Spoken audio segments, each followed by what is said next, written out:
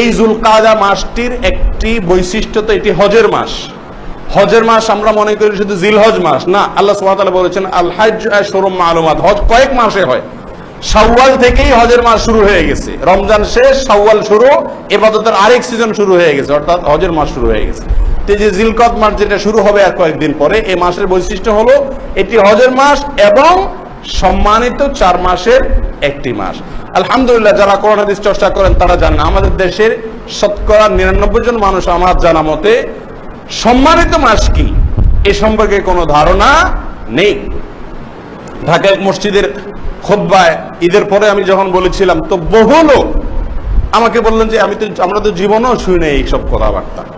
সত্যি আমাদের সমাজে এগুলোর প্রচলন নাই। আমরা বেদাত গুলো খুব ভালো জানি, প্রচার করতে পারি, যেগুলো কোরআনে আছে, সমস্ত হাদিসের কিতাবে আছে, সে বিষয়ের কোনো আলোচনাই নেই। আমি অনুরোধ করব যে এই বিষয়ে আমরা বেশি বেশি প্রচার করি, সোশ্যাল মিডিয়াতে, অনলাইনে, অফলাইনে। আমাদের মুসলিম ভাইদেরকে, আশেপাশে যারা অবস্থান করছেন, যে যে চিন্তার হোক, যে যে দর্শন হোক, কোরআনকে কেউ অস্বীকার করেন। আল্লাহ সুবহানাহু ওয়া তাআলা সূরা তাওবায় বলছেন, ইন্না ইদ্দাতাশ শুহুরি ইনদাল্লাহি 12 শাহরান ফি কিতাবিল্লাহি ইয়াওমা খালাকাস সামাওয়াতি ওয়াল আরদ মিনহা আরবাআতুন হুরুম।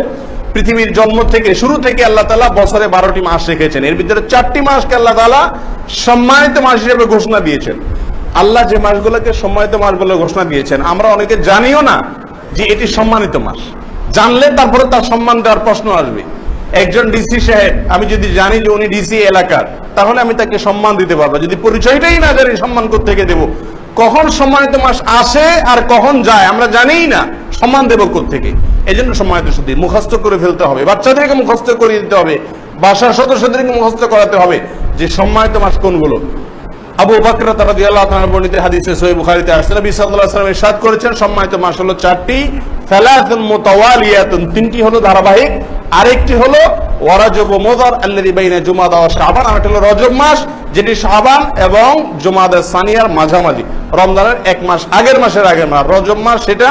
আর 3টা হলো ধারাবাহিক, সেটা হলো জিলকদ, জিলহজ এবং মুহররম। এগুলো সম্মানিত মাস।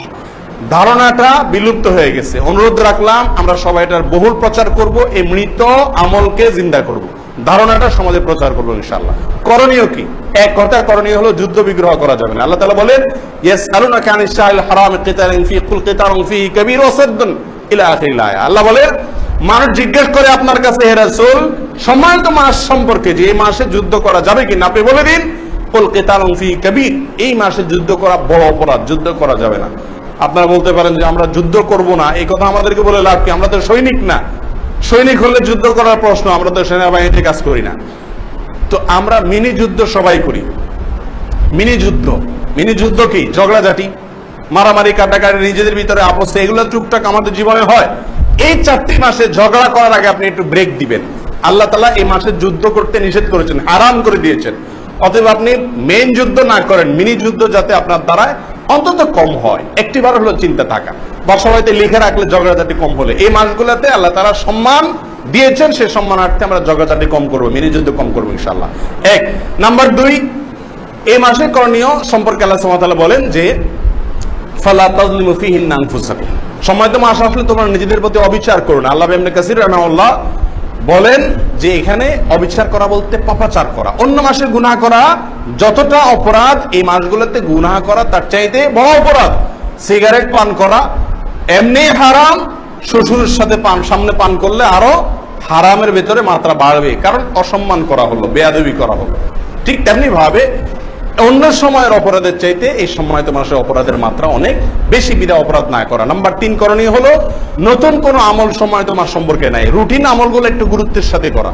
ফজর নামাজ অন্য সময় হাজির হতে কষ্ট হয়, এই মাসের চেষ্টা করা যাতে হাজির হয়, কারণ আল্লাহ তাআলা এই মাসকে কি দিয়েছেন? সম্মান দিয়েছেন। এই হলো মোটামুটি করণীয়। আরো অনেকগুলো বর্জনীয় এবং কুধারণা আছে, সেগুলো থেকে আমরা বেঁচে থাকবো ইনশাআল্লাহ। আবার বলছি, সম্মানিত মাস যুলকদ, জিলহজ, মুহররম, 3টি ধারাবাহিক, আর রজব মাস। এই 4টি মাসে প্রত্যেকটি মাসে বিশেষ আলাদা কিছু বৈশিষ্ট্য এবং করণীয় আছে, যেগুলো এই মুহূর্তে উল্লেখ করা সম্ভব নয়। আল্লাহ তাআলা আমাদের সকলকে প্রতিটি সিজনের আমলগুলো সম্পর্কে, করণীয় বর্জনীয় সম্পর্কে সচেতন হওয়ার এবং আমল করার তৌফিক দান করেন।